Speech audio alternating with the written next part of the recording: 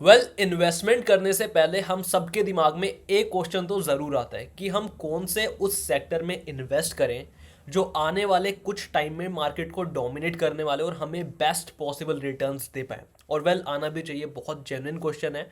लेकिन यहाँ पे ना आप देखोगे कि बहुत लोग कंफ्यूज हो जाते हैं। कुछ लोग बजट पे फोकस करते हैं कि बजट में सरकार किन किन सेक्टर्स पे ध्यान दे रही है। कुछ लोग न्यूज़ देखते हैं, कुछ लोग फंडामेंटल एनालिसिस करते हैं। पर ये सब चीज़ें करने के बाद भी ना कुछ लोगों की गाड़ी अटक जाती है। वो डिसाइड नहीं कर पाते कि एग्जैक्टली किस सेक्टर पे उनका फोकस रहना चाहिए। वो इसलिए नहीं कर पाते हैं, उसका एक बहुत मेजर रीज़न ये है कि वो ये डिसाइड नहीं कर पाते हैं कि प्राइस उनको सही वैल्यूएशन पे मिल भी रहा है या नहीं। मतलब जिस सेक्टर पे या जिस स्टॉक पे आप निवेश करोगे वो आपको सही वैल्यूएशन पे मिल भी रहा है या नहीं। बेसिकली इसका प्रोसेस अगर मैं आपको बताऊं थोड़ा सा कंफ्यूजिंग होता है टेक्निकल एनालिसिस पर्सपेक्टिव से। पर मैं आपको इस वीडियो में उसका एक बहुत आसान तरीका आज बताऊंगा कि जिससे एक बिगिनर भी अगर कोई ये वीडियो देख रहा है तो वो भी इजीली ये बता पाएगा कि उसको स्टॉक अच्छी वैल्यूएशन पे मिल रहा है या नहीं। दूसरी गलती लोग मार्केट में निवेश करते वक्त ये करते हैं कि वो न्यूज़ को या इवेंट्स को ब्लाइंडली फॉलो करते हैं। फॉर एग्जांपल कोई ऐसा पर्सन है जो बजट को ध्यान में रखते हुए निवेश करता है कि सरकार जिन सेक्टर्स पे फोकस करने वाली है वो उन सेक्टर्स पे निवेश कर देगा, which is a good thing and bad thing also. Good thing ये है कि चांसेस ये हैं कि वो सेक्टर बढ़ जाए क्योंकि सरकार का सारा पैसा वहाँ पे जा रहा है। बुरी चीज़ ये है कि फॉर एग्जांपल सरकार ने कोई ऐसा सेक्टर बता दिया जो ऑलरेडी 2-3 साल से मार्केट को डोमिनेट कर रहा है, बाकी सभी सेक्टर से आउट परफॉर्म कर रहा है। उस सेक्टर में फिर से पैसा डालना it doesn't really make sense to me. क्योंकि what many people don't understand is कि मार्केट एक फेज में चलता है। हाँ, सारे सेक्टर्स का टाइमली प्रॉफिट होता है लेकिन मार्केट में डोमिनेट कोई एक या दो sectors he at the time करते हैं। मतलब ऐसा कभी नहीं हुआ कि 2010 से लेके 2025 तक सिर्फ एक सेक्टर ने मार्केट में आउट परफॉर्म किया हो, बाकी सेक्टर्स ने ना करा हो सकता है 2010 से लेके 2015 तक निफ्टी आईटी ने आउट परफॉर्म करा, उसके आने वाले कुछ 2-3 सालों में फार्मास्यूटिकल सेक्टर ने करा, फिर उसके आने वाले 3-4 सालों में एफएमसीजी सेक्टर ने मार्केट को डोमिनेट। तो मार्केट का कुछ बिहेवियर इस तरीके से है कि वो सभी सेक्टर्स को प्रॉफिट कमवाते हैं लेकिन एक साइकिल में। हाँ, अगर आपने किसी सेक्टर में लॉन्ग टर्म इन्वेस्टमेंट कर दिया तो चांसेस हैं कि आपका पैसा हर सेक्टर में बनेगा। बट आपका मैक्सिमम प्रॉफिट तभी जनरेट होगा जब आप वो सेक्टर को पिक करो जो आने वाले 5-6 सालों में डोमिनेट करने वाला है मार्केट को। और इसका बहुत सिंपल सा तरीका है कि आप उसकी वैल्यूएशन बताओ कि कौन सी सेक्टर किस वैल्यूएशन पे ट्रेड कर रहा है। तो आज मैं आपको इस वीडियो में वो तरीका बताने वाला हूं जिससे आप खुद बहुत ही आसान तरीके से इमर्जिंग सेक्टर्स को चूज कर सकते हैं और अपना मैक्सिमम पॉसिबल रिटर्न मार्केट से जनरेट कर सकते हैं। तो चलिए वीडियो को शुरू करते हैं। अब ये मैंने आप लोगों के सामने सभी सेक्टर्स के चार्ट ओपन कर दिए। हमारे पास बैंकिंग सेक्टर है, ऑटो सेक्टर है, FMCG, IT, pharma, reality, PSU bank, private bank, commodities, CPSC, सभी सेक्टर्स के चार्ट मैंने यहाँ पे ओपन कर दिए हैं। अब इन चार्ट्स को देखे गाइस बिल्कुल भी घबराना नहीं है। बहुत लोग पैनिक में आ जाते हैं, बहुत ही आसान तरीके से आपको समझाने वाला हूँ। तो अब मैं एक एक करके सभी सेक्टर्स की वैल्यूएशन आपको बताऊंगा कि कौन सा सेक्टर आपको कितने डिस्काउंटेड प्राइस पे मिल रहा है। अब मैं डिस्काउंटेड प्राइस आपको इसलिए बता रहा हूं because there is a saying in stock market, every big move is followed by a pull back और अ बिग करेक्शन। जिस सेक्टर में सबसे ज्यादा करेक्शन आएगी मतलब हाईली लाइकली वो स्टॉक वहां से रॉकेट होने का पूरा दम रखता है। अब कौन सा स्टॉक आपको कितने परसेंट डिस्काउंट में मिल रहा है ये निकालने का सबसे आसान तरीका है, आप किसी भी चार्ट का ऑल टाइम हाई मार्क करो। जैसे ये निफ्टी बैंक का चार्ट है, इसका ऑल टाइम हाई यहाँ पे था 45565.75 का, और अभी जो करंट प्राइस चल रहा है आप उसको मार्क करो, which is this price almost 50988.80। अब आपको क्या करना है, आपको ऑल टाइम हाई के प्राइस से करंट प्राइस तक की परसेंटेज देखनी है कि वो कितने परसेंट तक नीचे आया है। जैसे यहाँ पे मेरे को दिख रहा है कि ये 3477.65 पॉइंट्स नीचे आया है और ये 6.38% तक नीचे आ चुका है। गाइज हमेशा याद रखना, जो भी एसेट, एसेट से मेरा मतलब है कोई सेक्टर हो सकता है, कोई इंडेक्स हो सकता है, कोई आपका स्टॉक हो सकता है, वो जितना परसेंट अपने ऑल टाइम हाई से नीचे चल रहा होगा वो मतलब उतने परसेंट के डिस्काउंट पे तो आपको मिल रहा है। तो बैंक निफ्टी अभी करेंटली हमें 6% के डिस्काउंट पे मिल रहा है। ठीक है, चलिए अब देखते हैं कि ऑटो सेक्टर कैसा परफॉर्म कर रहा है। इसमें भी same rule, all time high Nifty auto का ये था, इसे मैं मार्क कर देता हूँ 27700 के आसपास। करंट प्राइस मेरा ये चल रहा है। राइट। अब मैं देखूँ कि कितने परसेंट के डिस्काउंट पे मिल रहा है, कितनी अच्छी वैल्यूएशन पे मुझे मिल रहा है। ये 13.30% के डिस्काउंट पे मुझे मिल रहा है गाइस, विच इज़ फिनोमिनल। तो Nifty auto looks very promising. लेकिन अभी हम सारे सेक्टर्स का देखने वाले हैं कि कौन सा वो एक हीरा सेक्टर है जो सबसे डिस्काउंटेड प्राइस पे अभी हमें मिल रहा है। इसके बाद हम देखेंगे एफएमसीजी सेक्टर का। ये निफ्टी एफएमसीजी काफ़ी अच्छा डिप दिख रहा है।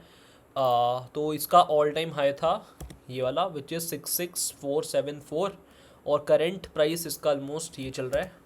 अब मैं सिंपली देखूंगा कि ये ऑल टाइम हाई से अपने करंट प्राइस तक कितने परसेंट के डिफरेंस पे ट्रेड कर रहा है। ये भी ऑलमोस्ट 13.20% पे ही ट्रेड कर रहा है, विच is also good, bill just like Nifty auto. तो निफ्टी ऑटो और एफएमसीजी काफ़ी अच्छे प्राइस पे अभी हमें अवेलेबल मिल रहे हैं। अब इसके बाद हम देखते हैं कि आईटी सेक्टर कैसा कर रहा है। आईटी सेक्टर में भी सेम प्रोसीजर फॉलो करूँगा। ये हमारा ऑल टाइम हाई है और ये हमारा करंट प्राइस है, ठीक है। वैसे आईटी सेक्टर तो ऑलरेडी काफ़ी टाइम से बूम कर रहा है, तो मेरी पिक ये पर्सनली नहीं रहेगी। ये हमें 5% के डिस्काउंट पे मिल रहा है, विच इज़ गुड। तो आईटी सेक्टर अभी हमें 5% के डिस्काउंट पे मिल रहा है, which is not that bad, but अभी हमारे लिए प्रेफर्ड निफ्टी ऑटो और एफएमसीजी सेक्टर रहेंगे। इसके बाद हम फार्मास्यूटिकल सेक्टर का देख लेते हैं कि निफ्टी फार्मा, ये तो ऑलमोस्ट अपने ऑल टाइम हाई पर ही है। ये इसका ऑल टाइम हाई है और ये इसका करंट प्राइस है। अगर मुझे इसका देखना हो कि कितने परसेंट के डिस्काउंट पे है, तो मैं सिंपली परसेंटेज चेक करूँगा कि कितने परसेंट ये नीचे ट्रेड कर रहा है। ये 2-2.5% के नीचे ट्रेड कर रहा है, which is not good. Valuation perspective से तो हमें ये अच्छे प्राइस पे नहीं मिल रहा है, राइट। अब हम देखते हैं कि रियलिटी सेक्टर कैसा परफॉर्म कर रहा है। सेम प्रोसीजर रहेगा। हमारा ऑल टाइम हाई था ये वाला और हमारा करंट प्राइस ये चल रहा है, विच इज़ 1045.10। अब हमें कितने डिस्काउंटेड प्राइस पे मिल रहा है, इसके लिए सिंपली मैं ऑल टाइम हाई से करंट प्राइस तक परसेंटेज नापूंगा, which is 9.87%, which is also good. तो अभी तक हमें जो अच्छे अच्छे सेक्टर्स मिले हैं वो ऑटो सेक्टर है, एफएमसीजी सेक्टर, ये दो मेनली हैं, फॉलोड बाय रियलिटी सेक्टर, ये भी काफ़ी अच्छा दिख रहा है। अब हम देखते हैं कि पीएसयू सेक्टर कैसा कर रहा है, पीएसयू बैंक्स कैसा परफॉर्म कर रहे हैं। इसका ऑल टाइम हाई ये था, which is 8035.30, current price is 6619। All time high से ये कितने परसेंट के डिस्काउंट पे मिल रहा है, which is 17.28%। Guys PSU banks बहुत ही अच्छे प्राइस पे ट्रेड कर रहा है। ये सेक्टर हमें सबसे अच्छे प्राइस पे अभी मिल रहा है, तो निफ्टी पीएसयू लुक्स गुड। अब हम प्राइवेट बैंक का देख लेते हैं कि प्राइवेट बैंक कैसा परफॉर्म कर रहे हैं। इसका all time high is this 27272.40 और करेंट प्राइस इज़ दिस 25018। अब मैं परसेंटेज नापने के लिए सिंपल देखूंगा कि कितने परसेंट नीचे ट्रेड कर रहा है, which is 8%, looks good, but हमारे पास और अच्छे पिक्स हैं। अब मैं देखने वाला हूँ कि कमोडिटी सेक्टर कैसा परफॉर्म कर रहा है। सेम प्रोसीजर रहने वाला है। This is all time high 9889 और ये मेरा ऑलमोस्ट करेंट प्राइस है। तो ये मुझे कितने डिस्काउंटेड प्राइस पे मिल रहा है, सिंपली मैं ये प्रोसेस फॉलो करूंगा। This is 16.19%, which is phenomenal. तो निफ्टी कमोडिटीज हमें बहुत अच्छे प्राइस पे मिल रहा है। इसके बाद जो हमारा लास्ट सेक्टर बचता है वो सीपीएसई सेक्टर है। निफ्टी सीपीएसई कैसा परफॉर्म कर रहा है वो भी देख लेते हैं, राइट। सेम प्रोसेस रहने वाला है। ये ट्रेड कर रहा है 18%, गाइस फिनोमिनल। तो निफ्टी सीपीएसई बहुत अच्छी वैल्यूएशन पे हमें मिल रहा है। तो यहाँ पे मैंने सभी सेक्टर्स को उनकी वैल्यूएशन के बेसिस पे ऑर्डर में अरेंज कर दिया है। सबसे अच्छी वैल्यूएशन पे हमें मिल रहा है निफ्टी सीपीएसई सेक्टर 18%। उसके बाद हमें मिल रहा है PSU sector, which is 17% almost.